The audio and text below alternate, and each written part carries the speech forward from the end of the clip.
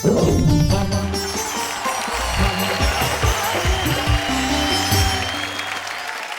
हिंदुस्तान को नमस्कार करता है आपका दोस्त तारक मेहता, ये कहने के लिए कि भाई हंसने के लिए तैयार हो जाइए, खुश होने के लिए तैयार हो जाइए। आपके घर में कविता की सरिता बहने वाली है और आप कहने वाले हैं मेरे साथ, वाह वाह क्या बात है।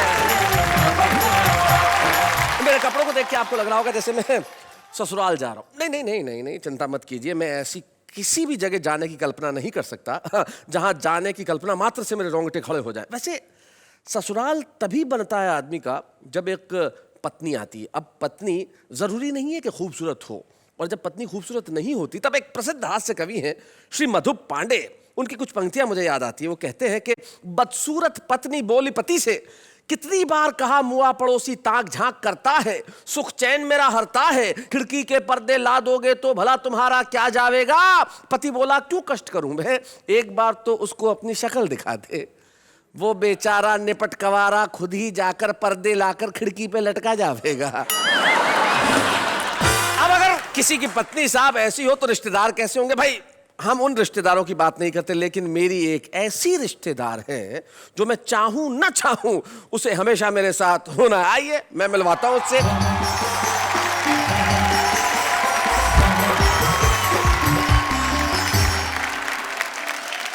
अंजलि तारक मेहता आपका स्वागत करती हूँ। आपकी मतलब आपकी अंजलि तारक मेहता आपका स्वागत करती हूँ। That's better। मैं सुन रही थी कब से कि आप ससुराल के बारे में बात कर रहे थे। जी वैसे ही आज कपड़ों को देख के ससुराल याद आ गया।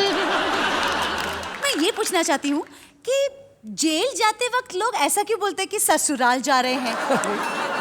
सिंपल सी बात है, जेल और ससुराल में कोई फर्क होता है क्या। न जेल आदमी अपनी इच्छा से जाता है, न ससुराल आदमी अपनी इच्छा से जाता है।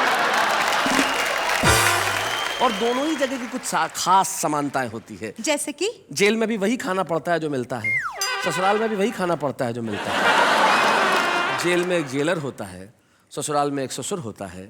जेल में जाने की तिथि नियत होती है, बाहर आने की कोई गारंटी नहीं। ससुराल से भी वापस निकलने की कोई गारंटी नहीं होती। जेल में भी साले होते हैं, ससुराल में भी साले होते हैं।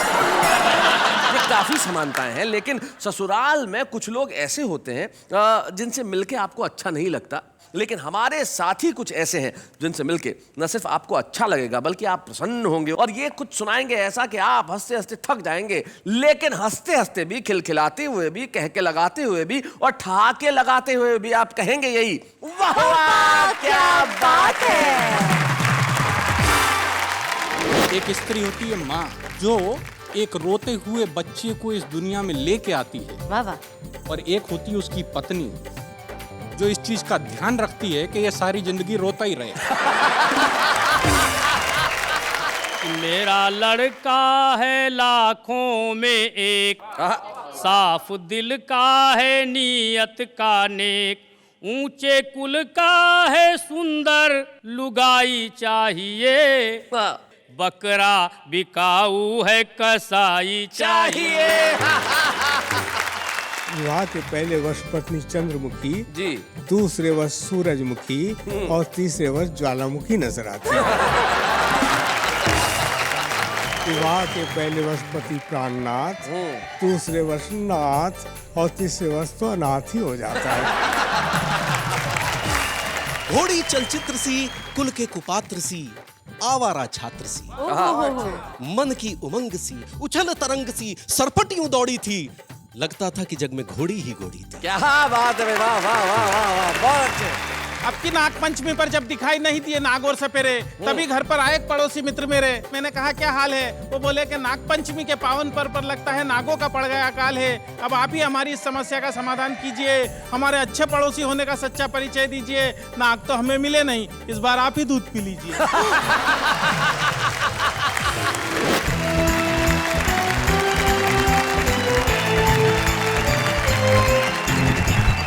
हमारे साथ हमारे 3 साथी बैठे और तीनों ही अरे मधुप जी, आप मधुप जी माफ करना, मुझे नहीं मालूम था आप आने वाले। मैंने अभी अभी आपकी कविता सुनाई। आप वो तो नहीं सुनाने वाले ना? नहीं।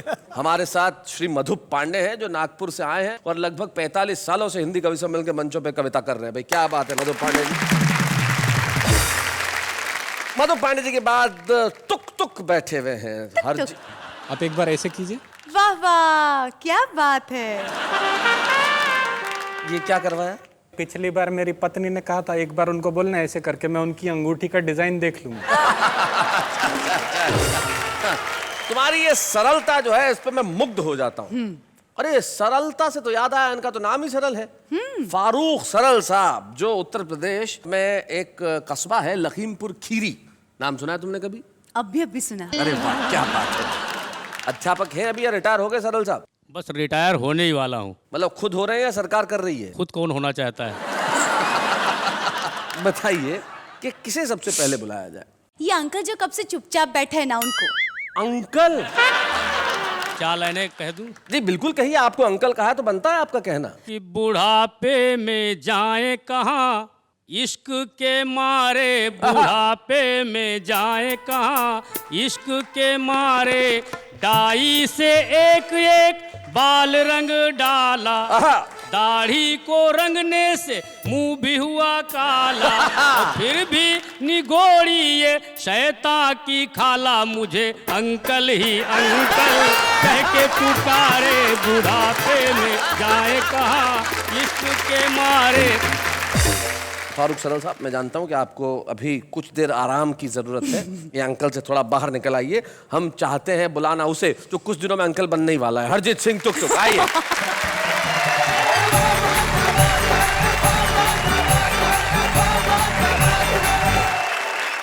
मैं एक स्वामी जी के पास गया। अच्छा। मैंने उनसे कहा मेरी एक इच्छा है कि मैं बहुत साल जीऊं। तो वो बोले बेटा शादी कर ले। तो मैंने कहा शादी करने से मैं बहुत साल जीऊंगा? बोले नहीं, ये ज्यादा जीने की इच्छा खत्म हो जाएगी। नहीं, मैंने स्वामी जी को बोला आप स्त्रियों के बारे में ऐसी बात कैसे कर सकते हैं? करेक्ट। स्त्रियों का सम्मान करना चाहिए। वो बोले हाँ बिल्कुल सही बात है। एक स्त्री होती है माँ, जो एक रोते हुए बच्चे को इस दुनिया में लेके आती है। वाह वाह। और एक होती है उसकी पत्नी, जो इस चीज का ध्यान रखती है कि ये सारी जिंदगी रोता ही रहे। तो उसके बाद मैंने शादी कर ली। और शादी करने के बाद मेरे को समझ में आया कि शादी करने से पत्नी के साथ एक परिवार मिलता है जिसको ससुराल कहते हैं। जी। तो मैं आपको एक एक करके कैरेक्टर के बारे में बताता हूँ। पहले कैरेक्टर है मेरे ससुर जी। बताइए। मेरे ससुर जी बहुत एहतियात बरतते हैं, सारे काम फूल प्रूफ करते हैं। जब उन्होंने मुझे अपना दामाद बनाया तो सबसे पहले मेरा बीमा कराया। अच्छा। लोगों ने कहा बीमा करा रहे हो, क्या कोई नया रिवाज चला रहे हो? वो बोले नहीं, जब तक चलेगा चलेगा, उसके बाद बीमे का पैसा तो मिलेगा। ससुराल में एक और चीज होती है बड़ी खास, जिसका नाम होता है सास। सास। सो जब मेरी नई नई शादी हुई तो मुझे समझ नहीं आ रहा था कि मेरी सास क्यों एक्स्ट्रा प्यार दिखाती है। अच्छा। मैंने कहा सासू माँ, आप क्यों मुझ पे इतना प्यार लुटाती हैं? क्यों बार बार मुझे मेरा सोना बुलाती हैं? वो बोली तू मेरा सोना है, मलाई का दोना है, बेटा तू मेरी बेटी का नया खिलौना है। इसके अलावा एक तीसरी चीज होती वहां पे। जी। पत्नी का छोटा भाई। भाई मतलब तभाई। हाइट में तो आधा है, उम्र 6 साल से कुछ ज्यादा है। मेरे को बोला क्या करते हो? मैंने कहा कवि हूं। बोले लगते तो नहीं। वो बोला ये बताओ कि हिंदुस्तान की सबसे बड़ी समस्या क्या है? हमने कहा ये तो बड़ा सिंपल है, महंगाई। हाँ। उसने वो बात हंसी में उड़ाई। हमने कहा तुम्हें कविता पसंद है? बोला सुनाऊं? जी। मैंने कहा अच्छा सुनाओ। बोला ट्विंकल ट्विंकल लिटिल स्टार। जी। हमने कहा how I wonder what you are. कहता कविता किसकी है?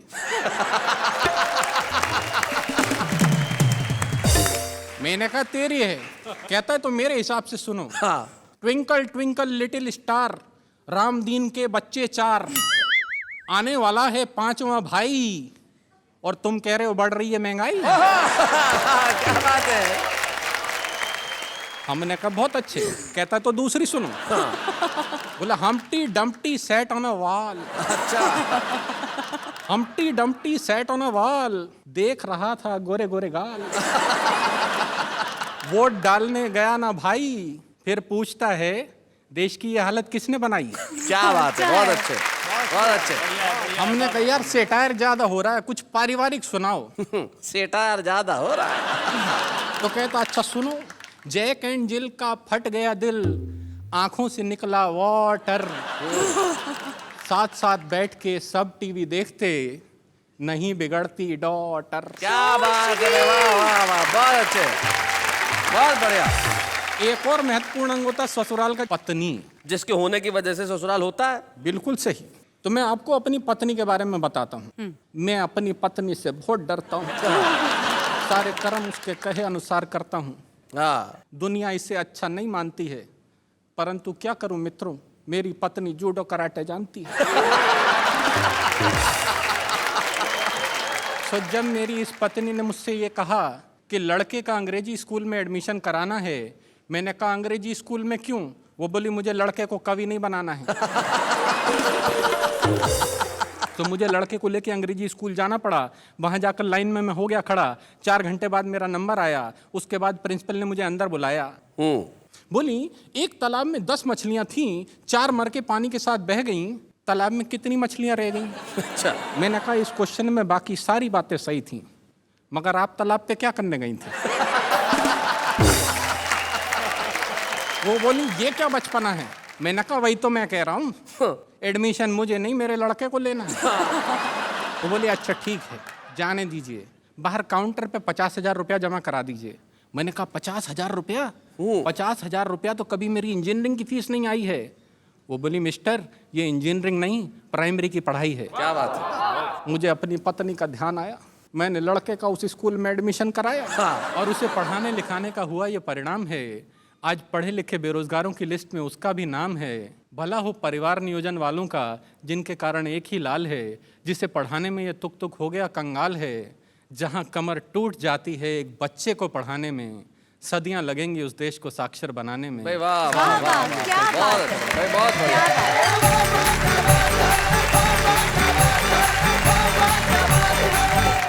भाई तुक तुक बहुत बढ़िया। आपने ससुराल से निकल के जो आप सीधे स्कूल में घुसे और वहां से भारतीय शिक्षा व्यवस्था पे जो आप व्यंग्य लेके आए वो कमाल का था। तुक तुक आपकी बातों में सिर्फ तुक नहीं है, अर्थ भी है, और आपका ये कहना बिल्कुल व्यर्थ नहीं है। जो आप कह रहे हैं वो बहुत मुफीद कह रहे हैं, बहुत सच्चा कह रहे हैं, बहुत अच्छा कह रहे हैं। आपके लिए वाह वाह, क्या बात है।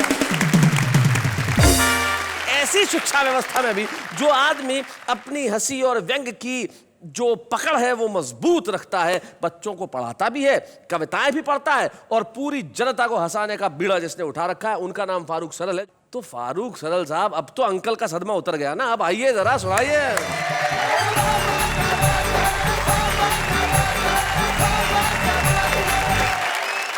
तुक तुक जी ने बताया कि ससुराल तभी जाया जा सकता है जब एक अदद पत्नी हो। पत्नी मिलना बहुत मुश्किल है, लेकिन उसके लिए बहुत सारे तरीके हैं। समाचार पत्र में विज्ञापन दिए जाते हैं, टीवी पर विज्ञापन दिए जाते हैं। जी, मैं भी अपने एक योग्य पुत्र के लिए वैवाहिक विज्ञापन दे रहा हूँ।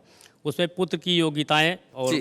विवाह की शर्तें कि मेरा लड़का है लाखों में एक, साफ दिल का है नीयत का नेक, ऊंचे कुल का है सुंदर लुगाई चाहिए, बकरा बिकाऊ है कसाई चाहिए। योग्यता कि 3rd डिवीजन इंटर से लेकर MA तक पास है। अच्छा। अफसर बाबू या चपरासी पद की उसे तलाश है, और पुलिस रजिस्टर 8 में उसका सबसे ऊपर नाम है। गिरा टकी रहजनी डकैती कर लेता हर काम है, कर लेता है डिस्को भी, खत लिखे वो जिसको भी, होनहार ऐसा जमाई चाहिए, बकरा बिकाऊ है कसाई चाहिए।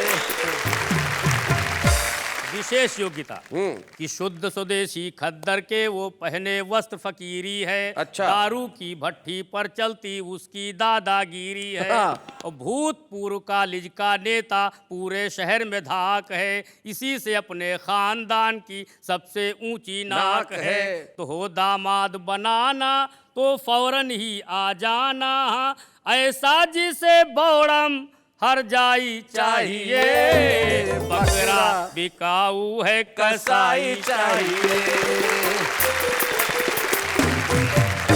विवाह की शर्तें जी। कि हाथ थमा दूं बेटे का उसकी बेटी के हाथ में, 5 लाख की रकम नकद जो लाए अपने साथ में, और फ्रिज टीवी लूं कार साथ में, नहीं जरा भी झूठ है, लेकिन इसमें 4 माह तक 15% छूट है। लड़की मत दिखलाए और फोटो मत भिजवाए, बस मुझको तो नोटों से सगाई चाहिए। बकरा बिकाऊ है कसाई चाहिए। सबसे अंत में लिखा होता है पता, कि शहर अनोखा बात पता कुछ मुश्किल नहीं लगा पाना, पूरा ब्यौरा मिल जाएगा सीधे कोतवाली आना। 10 रुपया मुंशी को देना हम तक वो पहुंचा देगा, 2 रुपया लेकर के जेलर फौरन तुम्हें मिला देगा। बस इतनी मजबूरी है लेकिन जरूरी है, पहले सगाई के रिहाई चाहिए। मेरा बिकाऊ है कसाई चाहिए। इतनी जगह जगह विज्ञापन दे रहे हैं, जरा तनिक इधर भी देखिए, क्या ख्याल क्या है? देखिए, ऐसा नहीं है पत्नियों पर ही व्यंग किए जाते हैं। इस समय हम लोगों की हालत ऐसी नहीं है कि इन पर व्यंग किया जाए जी, बल्कि ये सारी बातें इनकी माननी चाहिए इस महिलाओं समय। की। हाँ, अगर ऐसा नहीं करेंगे तो क्या क्या हो सकता है मैं बता रहा हूँ। मैं इनका पक्ष रख रहा हूँ अच्छा, इनका पक्ष रखे। कि मुझको बलम जो सताओगे, मुझको बलम जो सताओगे, तो जेल में ही तसला बजाओगे। तो जैसा कहे करो तुम वैसा रंग ढंग बदलो सैया। अच्छा, मेरे साथ में ईलू ईलू गाओ छैया छैया, और झाड़ू पोछा करो सवेरे, उठ के चाय बनाओ, और पहले बर्तन साफ करो, फिर कभी सम्मेलन जाओ, नहीं मानोगे कहा तो पछताओगे, जेल में ही तसला बजाओगे। ये सावधानी बहुत जरूरी, बाहर निकलते। Very good, very good. Delhi, Mumbai, Poona, Patna, Chennai या गुवाहाटी, मोटी पतली काली गोरी, लंबी हो या नाटी, और कैसी भी हो छमक छल्लो छैल छबीली बाकी, और किसी कलमुही से भी तुमने की जो ताका झांकी, कहीं राह में जो नए ना लड़ाओगे, तो जेल में ही तसला बजाओगे। इस समय हम पुरुषों के पक्ष में कोई है नहीं, बहुत सावधानी बरतनी है। न्यायालय, सरकार, पुलिस, अखबार, मीडिया जाने, अच्छा, नारी अबला उत्पीड़ित असहाय दलित जग माने, और मानेगा ये कौन कि हमने डांटा है फटकारा, और किससे जाकर कहोगे तुमको पत्नी ने है मारा, कहीं ढूंढे गवाही न पाओगे, जेल में ही तसला बजाओगे, कलम जो सताओगे, जेल में ही तसला बजाओगे। फारूक साहब, आपके लिए दिल से वाह वाह, क्या बात है। वाह वाह फारूक साहब, आपके गीत का क्या असर हुआ कन्या पे कि फारूक अंकल से सीधे फारूक साहब हो गए? भाई वाह वाह वाह, इसे कहते हैं तात्कालिक असर गीत का। नहीं, पर गलत बात है। गलत बात है सरदार जी? शादी करने के लिए क्वालिफिकेशन नहीं चाहिए होती, ये सोच की बात है जी। एक बार एक कौवे ने जाके शेरनी को प्रपोज कर दिया। कौवे ने शेरनी को प्रपोज किया? कर सकते, क्या दिक्कत है? जी। शेरनी बोली कौवे को, तू अपनी शक्ल देख, अपना रंग देख, अपना साइज देख। कौवा बोला ये सब साइड में रख, मेरा कॉन्फिडेंस देख। कॉन्फिडेंस किसको कहते हैं? देखो, एक चूहा तेजी से दौड़ा चला जा रहा था तो बंदर ने पूछा कहां जा रहे हो, क्यों इतना घबरा रहे हो? तो चूहे ने कहा बताऊं, बहुत बड़ा चक्कर है, शेर की बीवी घर से भाग गई है, शक अपने ऊपर है। मधुप जी निश्चित तौर पे एक ऐसे कवि है जिनकी ताकत उनके श्रोता रहे हैं, और मुझे याद है वो जमाना जब डंका बोला करता था मधुप पांडे। हिंदी कवि सम्मेलन महाराष्ट्र में मतलब मधुप पांडे। आज भी उनकी वही चमक बाकी है, वही दमक बाकी है, आवाज में वही खनक बाकी है, और आपके लिए हमारे पास वही तालियां बाकी है। मधुप पांडे जी आइए।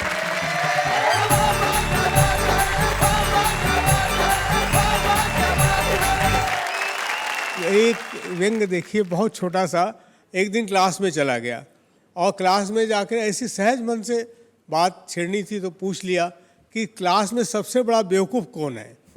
बड़ा सन्नाटा रहा, सा बड़ी देर तक कोई खड़ा नहीं हुआ। एक किनारे फिर एक लड़का खड़ा हुआ छेड़ने के लिए। मैंने कहा कि तुम ही सबसे बड़े बेवकूफ़ हो? बोले नहीं सर, आप अकेले खड़े अच्छे नहीं दिखाई दे रहे थे, इसलिए मैं खड़ा। एक नेता ने अपने 2 चमचों से कहा कि बाजार में जाओ और 3 उल्लू पकड़ कर ले आओ। अच्छा। कुछ दिन इन्हीं से राजनीति का काम चलाओ। चमचे बोले, श्रीमान इस काम के लिए कहीं जाने की जरूरत नहीं है, कहीं जाने की जरूरत नहीं है। 1 आप 2 हम, इस तरह कुल 3 तो हैं। और बहुत छोटा सा व्यंग पकड़िएगा जी। एक शब्द को पकड़ लीजिएगा, बहुत दिन गुना, बहुत दिन गुना। और बाद में हमने उनको चुना यह सोचकर कि वे समाज सेवा में अपना जीवन अर्पण करेंगे, हमारा मार्गदर्शन करेंगे। परंतु हाय, चुनकर आते ही उन्होंने अपने आप को राजनीति से जोड़ लिया। अरे मार्गदर्शन तो दूर रहा, मार्ग में दर्शन देना भी छोड़ दिया। क्या बात है भाई, वाह वाह वाह, बहुत अच्छा। छोटा सा व्यंग और देख लीजिए कि हमें हर्ष है कि डॉक्टर की नज़र में मरीज नहीं, मरीज का पर्स है। हाँ। और मरीज की नज़र में डॉक्टर नहीं, डॉक्टर के साथ खड़ी खूबसूरत नर्स है। हमें हर्ष है। जब ससुराल की बात छेड़ दी इन्होंने, तो एक अंश इन्होंने सुना दिया जी। क्या क्या पराक्रम कर सकती है पत्नी। जी। विदा समय में माँ की बहुत लाडली बेटी फूट फूट रोती थी ऐसे, मरघट को जाती हो जैसे। अच्छा। तो दुखी बाप ने गले लगाकर कहा उसे बहुत समझाकर, तो बेटी बोली दुख दर्द सब सह जाऊंगी, पर मेरे बापू ये माँ के बिन ना रह पाऊंगी, माँ के बिन ना रह पाऊंगी। तो बापू बोला बेटी तू अब जाते जाते इतना सुख मुझको भी दे जा, पति घर अपने साथ साथ ही अपनी इस माँ को भी ले जा। शैलेश जी के विवाह को 20 बरस हो चुके हैं। रोज पिटते हैं, ऊपर से हास्य रस की कविता सुनाते हैं, वाह वाह क्या बात है, ऐसा कोई कार्यक्रम करवाते हैं। अजी ये तो हम हैं, इतनी बड़ी रिस्क उठा रहे हैं, अभी अभी पिट कर आए हैं और फिर पिटने जा रहे हैं। ये शैलेश जी अनुमति दें तो एक कविता सुनाना जी। चाहता एक वो कविता जो आपकी आतंकवादी वाली कविता है, वो जरूर सुनाएं। आतंकवाद पे बहुत बहुत बहुत आपने पढ़ा होगा और पूरा विश्व परेशान है। एक बहुत सामान्य हल जी, हंसते हंसते मैंने बता दिया है। 2 छंद हास्य के हैं, एक करुणा का सुनने का प्रयास कीजिएगा। अरे मैंने कहा आतंकवाद, अरे आतंकवाद है तो फिर आतंकवादी से सीधे बात कर लेते हैं। अरे आतंकवादी तू एक बार, बस एक बार कर ले शादी। तू एक बार अगर शादी के फंदे में झूल जाएगा तो बच्चों ये सारी अपनी अकड़ भूल जाएगा, अपनी अकड़ भूल जाएगा। वैसे भुक्तभोगियों ने विवाह के बाद पत्नी के चेहरे को लेकर जो बात कही है वो बिल्कुल सही है। याद करके ही तबीयत घबराती है। कहा है कि विवाह के पहले वर्ष पत्नी चंद्रमुखी जी, दूसरे वर्ष सूरजमुखी और तीसरे वर्ष ज्वालामुखी नजर आती है। सुन सुनकर सिर चकराता है। विवाह के पहले वर्ष पति प्राणनाथ, दूसरे वर्ष नाथ और तीसरे वर्ष तो अनाथ ही हो जाता है। परंतु यही पत्नी कैसे रूप में उस आतंकवादी को परावर्तित कर सकती है अपने मन के तेवर को, ये बात देखिए कैसे मैं उसमें पिरोने का प्रयास किया। और विश्वास मान, जब तेरी पत्नी के पेट में अंकुरित होगा तेरा अंश, तेरा वंश, तेरा बच्चा, तुझे लगेगा बहुत अच्छा। फिर बच्चे के जन्म की खुशी, प्रसव की अनवरत यातना के बाद पत्नी के चेहरे पर उभरी हल्की सी हंसी, ये सब तेरे जीवन के अंग हो जाएंगे। किसी गजल के मिसरे, किसी गीत के छंद हो जाएंगे। क्या बात। किसी गजल के मिसरे, किसी गीत के छंद हो जाएंगे। फिर तेरे कानों में गूंजेंगे तेरे बच्चे के मोहक मधुर बोल, बच्चे का तुतलाना और तुतला कर गाना, खिलौने कुछ छुंदल लाना, भालू अलबंदल लाना, हमसे नहीं बिछुल जाना, पापा जल्दी खिलाना। क्या बात है, वाह वाह वाह वाह वाह वाह वाह, बहुत अच्छे। बता जब तेरे कानों में गूंजेगी तेरे मासूम बच्चे की तुतलाती बोली, तो क्या तेरी बंदूक किसी के सीने में उतार पाएगी गोली। वाह वाह वाह वाह वाह वाह, बहुत अच्छे भाई, बहुत बढ़िया। क्या बात है मधुप जी, भाई वाह, आपने कमाल कर दिया। और जिस तरह की कविताएं सुनाई, हास्य से आप जो करुणा पे आए, बड़ा कमाल का था। और आपने ऐसी कुछ बातें सुनाई जो सिर्फ सुनी ही नहीं जाएंगी, सारे मुल्क में याद भी रखी जाएंगी। और ये आपका प्यार है कि आप ऐसी स्थिति में भी यहाँ तक आए। और जब हमारे पास मोहब्बत है तो हम और किसी दूसरी चीज का क्यों करें इंतजाम, हम लेते एक अल्प विराम। स्वागत है फिर से आपका उसी महफिल में जहाँ पे हंसी खुशी और कविताएं हैं और जिसका नाम है वाह वाह क्या बात है। मैं आपसे कुछ पूछना चाहती हूँ। आप इसके सिवाय करती भी क्या है? पूछिए पूछिए थैंक जी। यू। मैं ये पूछना चाहती हूँ कि आप विश्व भर में जाके कविताएं पढ़ते हैं, प्रोग्राम्स करते हैं, यहाँ पे हमारे वाह वाह क्या बात है के मंच पे कविताएं सुनते हैं जी। कभी आप कुछ मिस करते हैं? मैं बहुत मिस करता हूँ ऐसे कवियों को जिन्हें मैंने बचपन में देखा सुना और दुर्भाग्यवश वो आज हमारे बीच नहीं है। लेकिन कवि कभी मरता नहीं है क्योंकि उसकी कविता हमेशा अमर होती है। तो आज मैं खुद को और आप सबको एक ऐसा खास मौका देने जा रहा हूं जिसमें हम एक ऐसे कवि की रचना सुनेंगे जो हिंदी हास्य कविता का सिरमौर था। एक ऐसे कवि जिनका नाम था श्री ओम प्रकाश आदित्य। और आज उनकी विशिष्ट कविता को पढ़ने के लिए हमारे पास एक विशिष्ट अभिनेता उपस्थित है, एक खास मेहमान, लापता गंज के मुकुंद लाल यानी कि रोहित अश्वगौड़।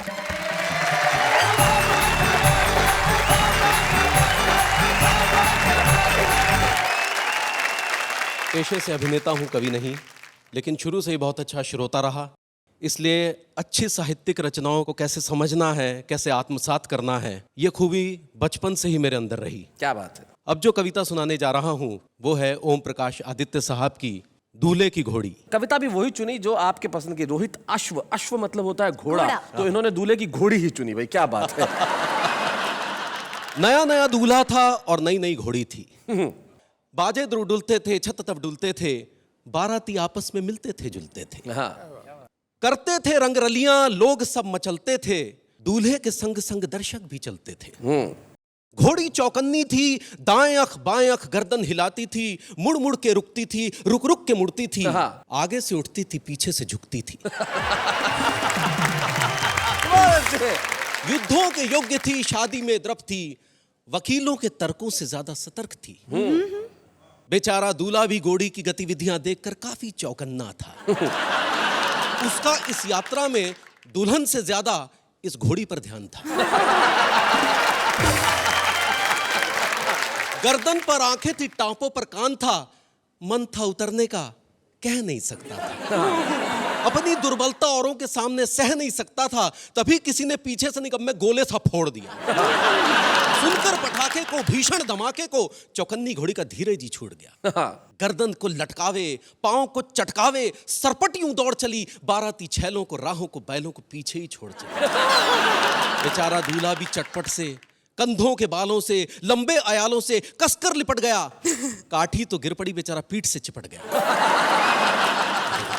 बाराती भीड़ में, भगदड़ में, कोलाहल में तितर बितर हो गए। घोड़ी चढ़े दूल्हे को देखने सड़कों में, गलियों में, चौराहों में इधर उधर खो गए। कईयों ने देखा भी घोड़ी चढ़े दूल्हे को, आवाजें दी कितनी, रुक जाओ रुक जाओ।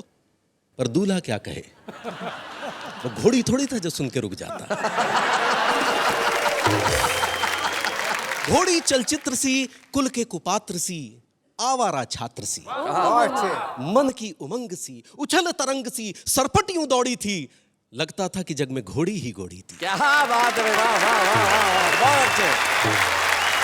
बेचारा दूल्हा भी दुल्हन के सजे हुए द्वार से लगभग 2 कदम की दूरी से होकर निकल गया, पर नहीं उतर सका।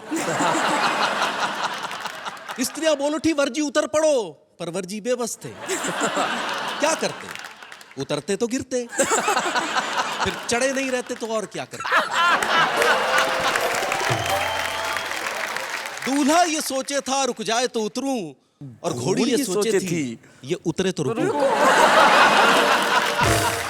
वर को घोड़ी का डर, घोड़ी को वर का डर, डर को डर पकड़े था, ये उसको जकड़े थी, वो उसको जकड़े। क्या बात है। वाह वाह वाह वाह, बहुत बढ़िया। कविताएं लिखना एक कठिन काम है लेकिन उसे सुनाना कहीं ज्यादा कठिन है। और आपने जिस सरलता से, जिस सहजता से इस कविता को सुनाया है, कहीं भी महसूस नहीं हुआ कि ये किसी और की कविता है। मैं व्यक्तिगत तौर पे आपका बहुत शुक्रगुजार हूं कि आपने उस कविता से मेरी बहुत सारी यादों को ताजा कर दिया। बहुत बहुत शुक्रिया Rohitash Gaur. Thank you so much.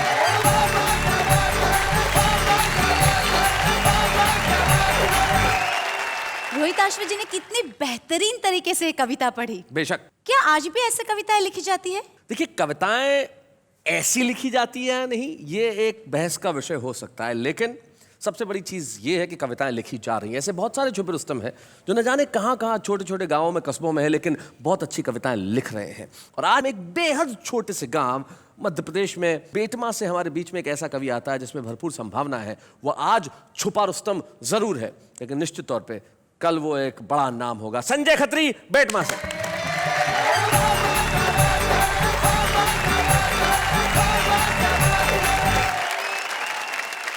खाली है हर गिलास, कोई भरा नहीं, और शुक्र है मुझे देखकर कोई डरा नहीं।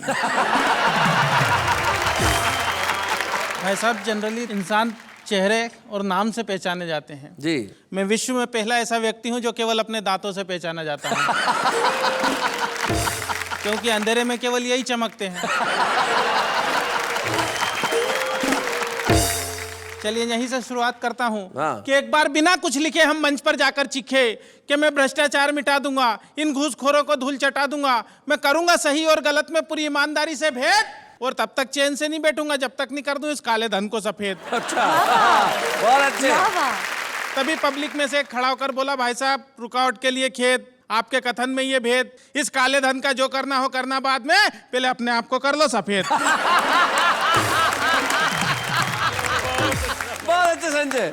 मंच से काफी बड़े बड़े कवि बैठे हैं, मेरा सौभाग्य के इस मंच पर आके इनके सामने कविता पाठ कर रहा हूं। तो कई प्रकार की बातें हुई मंच से, नेताओं के बारे में भी हुई। आपकी नाग पंचमी पर जब दिखाई नहीं दिए नाग और सपेरे, तभी घर पर आए एक पड़ोसी मित्र मेरे। मैंने कहा क्या हाल है? वो बोले कि नाग पंचमी के पावन पर लगता है नागों का पड़ गया अकाल है। अब आप ही हमारी इस समस्या का समाधान कीजिए, हमारे अच्छे पड़ोसी होने का सच्चा परिचय दीजिए। नाग तो हमें मिले नहीं, इस बार आप ही दूध पी लीजिए। मैंने कहा यही फार्मूला तो मैं सुबह से आजमा रहा था, और जब सफलता नहीं मिली तो हार कर आपके घर आ रहा था। हमारी सारी बात हमारे पड़ोस में रहने वाला हमारा एक नेता मित्र सुन रहा था, जो कई दिनों से चुनाव के सतरंगी सपने बुन रहा था। उसने अपने घर का दरवाजा तत्काल खोला, हम कुछ बोले उससे पहले ही वो बोला कि मुझे बहुत दुख है कि आप दोनों एक दूसरे के पड़ोसी होते हुए भी एक दूसरे के दुख में शामिल नहीं है, और मुझे लगता है कि आप दोनों इस दूध के काबिल नहीं है। अब तक आपकी हर समस्या का समाधान हम ही ने किए हैं, और सब जानते हैं कि हम तो आपकी सेवा के लिए ही जिए हैं। आपकी इस समस्या का समाधान भी हम ही करेंगे, और आप घबराइए मत, आपके नाग देवता का दूध हम पिएंगे। अच्छा। मैं समझ गया नेताजी का दूध के प्रति लगाव। दरअसल आने वाले हैं कुछ दिनों बाद चुनाव। क्या बात है। मैं भी मौका नहीं चुका, और नेताजी इससे आगे कुछ न बोले, इसलिए एक पल भी नहीं रुका, और दूध से भरा हुआ प्याला नेताजी की ओर बढ़ाया। किंतु नेताजी ने जैसे ही दूध पीने के लिए प्याला मुंह से लगाया, दूध अपनी पवित्रता खोने से पीछे हट गया, क्योंकि नेताजी के छूने के पहले ही दूध फट गया। क्या बात है भाई, वाह वाह वाह वाह। नेताजी के छूने के पहले ही दूध फट गया। हमने कहा नेताजी ये तो सब आपकी राजनीतिक शतरंज के चुनावी पासे हैं, और आप दूध के नहीं इस देश की जनता के खून के प्यासे हैं। वाह वाह वाह वाह, बहुत अच्छा, बहुत बढ़िया। मंच से ससुराल के बारे में भी बात की गई। मेरे जन्म ने नई नई समस्याओं को जन्म दिया भाई साहब। तो मेरे जन्म के तुरंत बाद एक चिंता मेरे बापू को सता रही थी, क्योंकि मेरे भविष्य से ज्यादा उन्हें मेरी शादी की फिक्र खा रही थी। मेरे जन्म के तत्काल बाद मेरे पिता भगवान से बोले कि हे भगवान, तूने एक ऐसा खेल खेला और एक बेटा दिया तो वो भी काला था पहले।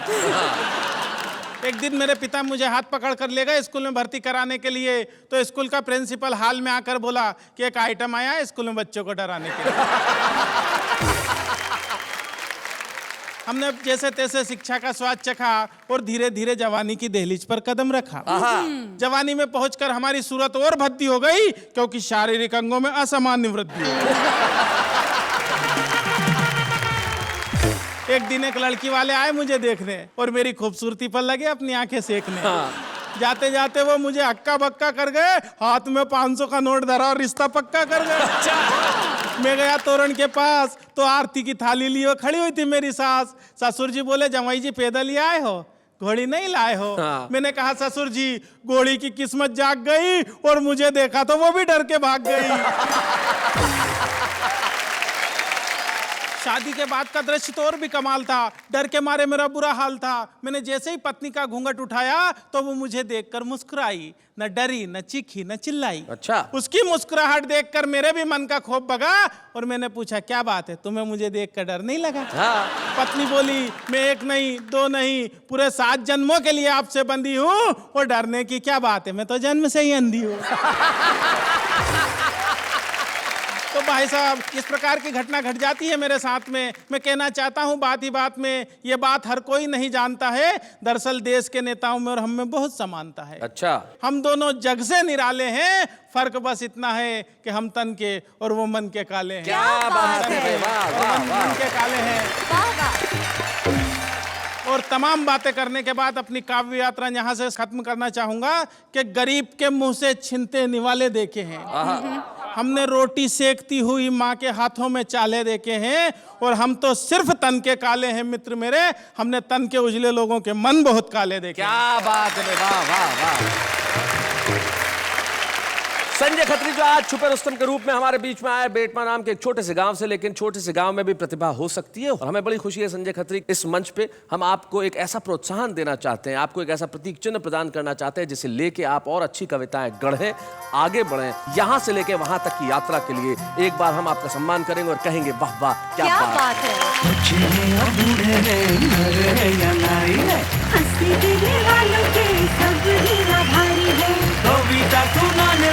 अब सबके साथ है। जब कोई नई प्रतिभा आगे बढ़ती है तो हमें बड़ी खुशी होती है, और जब नई प्रतिभा किसी छोटी जगह से आती है तो ज्यादा खुशी होती है। इस देश के हर गांव, हर शहर, हर गली, हर कूचे, हर मोहल्ले में बसने वाले हर छुपे रुस्तम को हम करते हैं प्रणाम। लेकिन इस वक्त एक अल्प विराम। स्वागत है फिर से आपका उसी महफिल में जहां पे हंसी, खुशी और कविताएं हैं और जिसका नाम है वाह वाह क्या बात है। भाई हमारे सामने जो कवि बैठे हैं, ये कवि तो कमाल के हैं, इनके जीवन में एक और कमाल की बात है। इनके बारे में बताना चाहता हूं कि इन्होंने अपनी शादी में एक भी पैसा दहेज में नहीं लिया था। अरे वाह, ये तो बहुत ही अच्छी बात है यार। सर मैं आपको प्रणाम करती हूँ, सैल्यूट करती हूँ इस बात के लिए। पूरी बात सुन लो, फिर 2 बार चाहे तो सैल्यूट कर लेना। अच्छा। उन्होंने अपनी शादी के वक्त दहेज इसलिए नहीं लिया था क्योंकि शादी के टाइम कहा था कि मैं एक भी पैसा दहेज नहीं लूंगा, बस सारी जिंदगी मेरी कविताएं सुनते रहना। आज तक इनके ससुराल वाले बहुत पछताते हैं, विद इंटरेस्ट कई बार दहेज ऑफर कर चुके हैं, और ये है कि मानती नहीं। क्या बात है, आप इंप्रेस हुई ना इनसे? यस। भाई इनकी कविताओं से भी इंप्रेस हुई, इनसे भी इंप्रेस हुई, लेकिन अब उनसे इंप्रेस होंगी जो वहां है। हाँ देखिए जरा। जा रहे मिस कॉल, उन्हें याद दिलाना है लौटते समय सब्जी और राशन लाना। कोई उनको दे दे जरूर ये पैगाम, अब न बढ़ाएं सिलेंडरों के दाम। हम तो रात को जागते हैं, सुबह को सोते हैं, इसलिए हमारे सारे काम उल्टे होते हैं। शेर सुनाने वाले तुझे क्या इनाम दूं, ये शेर सुनाने वाले तुझे क्या इनाम दूं, क्या हाथ में थैंक यू कार्ड और मुंह में बनारसी बांध दूं।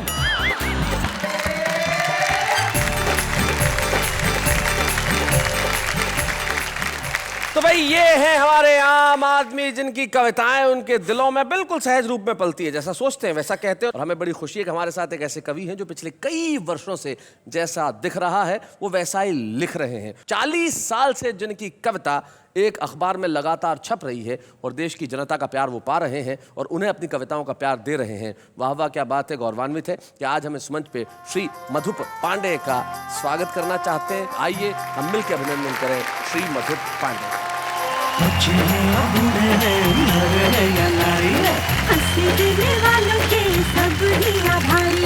कविता सुनाने वाले अब सबके साथ है। क्या बात है, बाबा क्या बात है। और हर सफल पुरुष के पीछे एक स्त्री का हाथ होता है, इसमें कोई शक नहीं। और मधुप जी के जीवन में भी उनकी पत्नी मधुलिका भाभी उनका हमेशा साथ रहा, सहयोग रहा और आज भी वो उनके साथ है। मधुलिका भाभी कितने वर्ष हुए आपके विवाह को? 50 के आसपास हो ही रहे। कोई ऐसा वाकया, कोई ऐसा क्षण जो आपको याद आता हो? जैसे काका हाथरसी पुरस्कार मधुप जी को मिल रहा था जी, तो हमारे उसी दिन समारोह के दिन हमारे शादी को 25 साल हो गए थे। अच्छा, आपकी सिल्वर जुबली थी? जी, सिल्वर जुबली थी। तो काका जी ने मुझे आवाज दे के मंच पर बुलाया और कहा कि मधुप जी को ये सम्मान जो मिला है उसके पीछे निश्चित ही हमारी बहू का ही हाथ है। तो मैं चाहूँगा कि सबके सामने मधुप जी इनके चरण छुए और उसके बाद ही ये पुरस्कार ग्रहण करें। अरे फिर क्या हुआ? तो वैसा ही काका जी की आज्ञा का पालन किया मधुप जी ने और झट से हमारे चरण छू लिए। क्या बात कर रही हैं? तो मधुप जी आपसे एक सवाल करना चाहूंगा, बुरा मत मानना। काका जी तो आपसे बड़े थे, आपने उनकी आज्ञा का पालन किया, छोटों की बात भी मानते हैं क्या? क्योंकि सम्मान तो आज भी हुआ है। क्या क्या बोलते हैं मधुप जी, हो जाए? क्या बोलते हैं? मैं चाहूंगी कि आज मैं इनके चरण क्या भाई, बात क्या है? बात है भाई, वाह वाह वाह, क्या बात है, क्या भाई, बात बहुत बढ़िया। अंत है, किसी शायर के दो शेर मुझे याद आते हैं। वो कहते हैं कि कष्टों में मुस्काना सीख, गुस्सा जरा दबाना सीख, तूफानों से क्या डरना, आगे कदम बढ़ाना सीख। तो हम इसी तरह से आगे कदम बढ़ाते रहेंगे। आपको ठीक रात, शनिवार की रात 10 बजे और रविवार की रात को भी 10 बजे ऐसे ही कविताएं सुनाते रहेंगे और कहते रहेंगे वाह वाह क्या बात है।